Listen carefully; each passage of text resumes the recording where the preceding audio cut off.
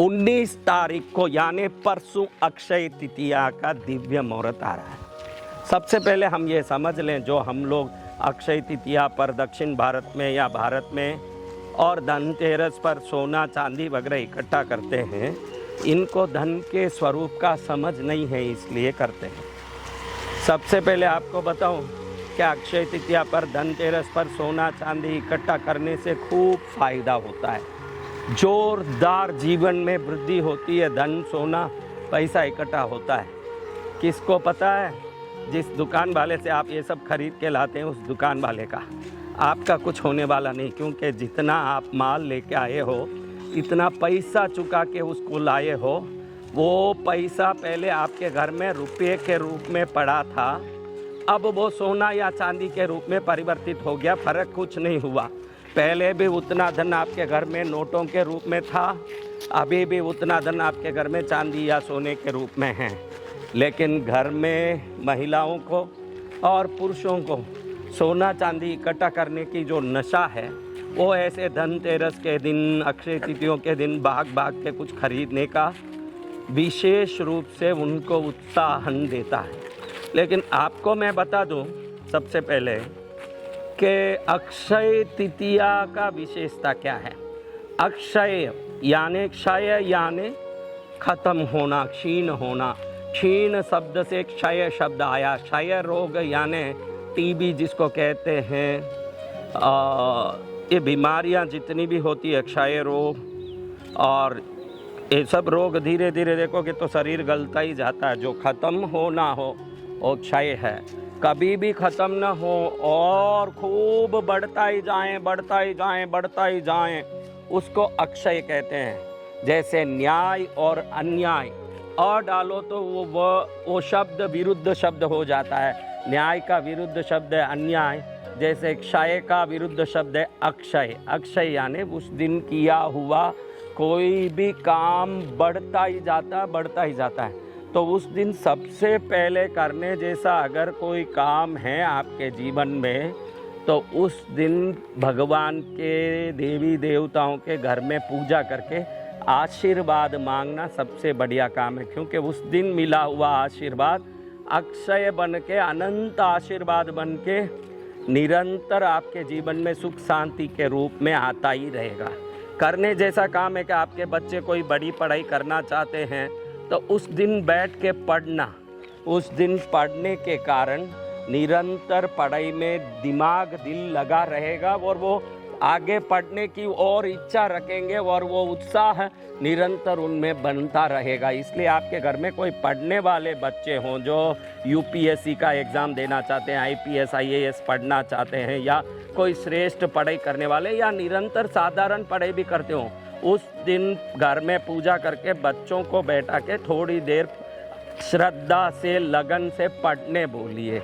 उस दिन करने जैसे काम कुछ है और हम दुकानों में जाके ख़रीदारी करते रहते हैं। हमको मालूम नहीं है कि उस दिन हम खर्चा करके जो पैसा हम एकदम खर्च करते हैं, हमने कोई भी चीज़ लाया, चांदी का सिक्का, सोने का सिक्का, सोने का आभूषण, आभरण, कुछ भी लाया, लेकिन हम खर्च करके लाए हैं ये कोई नहीं समझता।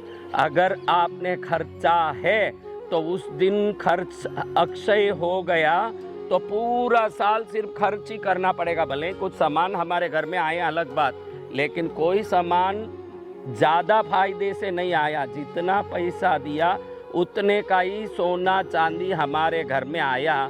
तो जो पैसा था वो किसी धातु में बदला, लेकिन उस दिन जो परिवर्तन के कारण जो खर्च हुआ, क्रिया तो खर्च का हुआ, क्योंकि पैसा पहले भी घर में था, वो अभी चांदी सोना बन के आ गया। तो वो जो राशि का वैल्यू था वो ना तो घटा ना बढ़ा, उतना ही घर में है। लेकिन उस दिन हमने क्या काम किया? खर्चने का काम किया दुकान में जाके। तो अक्षय तृतीयों पर कुछ भी खरीदते हो तो निश्चित वो खरीदारी आपको साल भर कुछ न कुछ खर्चा देता रहेगा और बड़े खर्चे आपके जीवन में आते ही रहेंगे। तो अक्षय तृतीयों में खर्च करने से अच्छा है घर में पूजा करें, बच्चों को अच्छे से पढ़ाएं, अच्छे कपड़े पहनें, घर में खुश रहें, बढ़िया भोजन बनाएं, घर में सब अच्छी शब्दों का, अच्छे वातावरण का, अच्छे व्यवहार का माहौल बनाएं और प्रेम और अपनेपन का बढ़िया से उस दिन वातावरण बनाएं, ताकि वो शांति और आनंद का अक्षय कृपा आपके ऊपर पड़े। उस दिन बहुत सारी चीज़ें घटी, जैसे द्रौपदी माता को उस दिन अक्षय पात्र प्राप्त हुआ।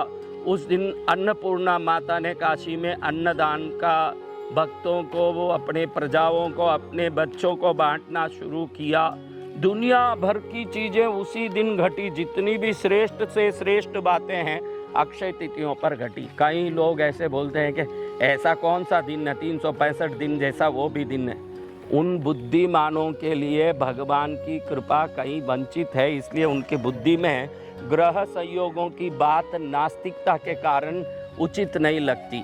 इसका कारण यही है कि वो समझते हैं कि भाई हर दिन जैसा है, उसमें ये दिन कौन सा ऐसा है जिस दिन सब चीज़ अक्षय हो जाता हो। ये लोग जानते नहीं हैं कि 10 साल पहले ही ग्रह संचार की बातें करने वाले ज्योतिषीय नक्षत्र विज्ञान के लोग 10 साल बाद इस तारीख को इतनी बजे चंद्र ग्रहण लगेगा, 20 साल बाद इस तारीख को इतने बजे सूर्य ग्रहण लगेगा, ये बता देते हैं।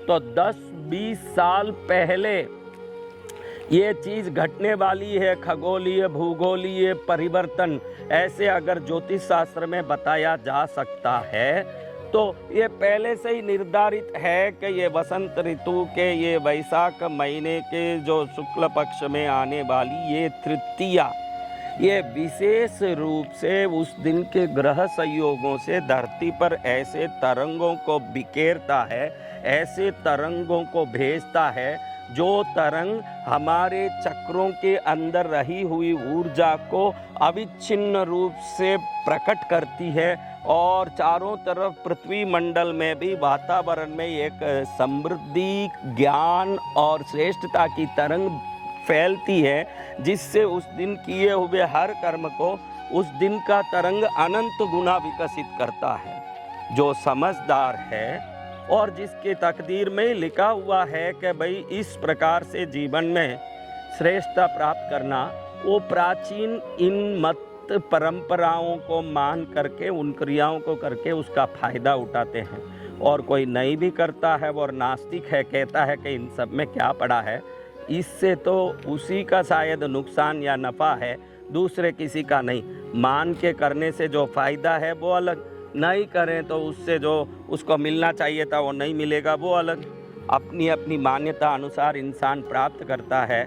और हम अक्षय तिथियों पर श्रेष्ठ वस्त्र, श्रेष्ठ स्नान आदि कर्म करके, घर में पूजा पाठ करके, घर के लोगों के लिए अच्छा भोजन, घर के लोगों से प्रेम भरा वातावरण से बर्ताव, व्यवहार और घर में श्रेष्ठता का, आनंद का उस दिन अगर हम परिपालन करेंगे तो यही काफ़ी है। इससे ज़्यादा कुछ बाज़ार में जाके मार्केटों से वो लाना ये लाना, उससे खर्च की क्रिया कभी सफल नहीं करेगी हमारे जीवन को, क्योंकि अभी 2 दिन ही बाकी है। परसों 17 तारीख, 18 तारीख और 19 तारीख को ही अक्षय तिथियाँ मनानी हैं, क्योंकि 19 तारीख को सुबह 10 बजे के बाद से निरंतर अगले दिन सुबह 7 बजे तक ये अक्षय तिथियों का मुहूर्त रहेगा।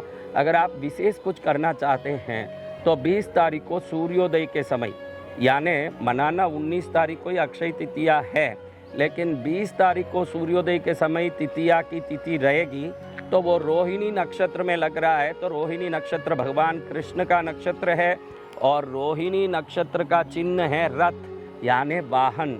तो आप विशेष करके घर में आपके 2 व्हीलर, कार, जो भी साइकिल, जो भी आपके पास है, उन सबको धो के, उन सबको व्यवस्थित आप चंदन कुमकुम की टिक्की लगा के, पुष्प की माला पहना के अगर धूप दीप करते हो, घर के ही वाहनों का जो पहले से है उसको धो के शुद्ध करके उन सब का पूजा करते हो, तो उस दिन अक्षय तिथियों में रोहिणी नक्षत्र लगा होने के कारण वो रोहिणी नक्षत्र को बलवान करेगा न। जब रोहिणी नक्षत्र बलवान होगा तो अक्षय तिथियाँ आपके लिए अखंड वरदान देने वाली तिथि बनेगी और आपके जीवन में भी उसका पूरा लाभ प्राप्त होगा। तो उस दिन करने जैसा अगर कोई काम है तो वाहनों को शुद्ध करके पूजा करें नक्षत्र के हिसाब से। 20 तारीख को सुबह सूर्योदय के समय, 19 तारीख के पूरे दिन में सुबह में 10 बजे बाद घर में इष्ट देवता कुल देवता की पूजा करके उस दिन बढ़िया भोजन, मीठा भोजन, कोई भी मीठा पदार्थ बनाएं, कुछ बढ़िया भोजन बनाएं, बढ़िया चीज़ें बनाएं, ताकि उस दिन घर में जो किया हुआ वो आनंद का कार्य पूरा साल आपके घर में 56 भोग और अन्नपूर्णा की कृपा लाने वाला बने। घर में कोई अपशब्द का उपयोग ना करें, गाली गलोच झगड़ा ना करें। उस दिन प्रेम का अगर आप ये एक अपनापन से व्यवहार पालन करोगे तो ये अक्षय तृतीया आपके लिए घर को स्वर्ग बनाने वाला हो सकता है। जय माँ पद्मावती।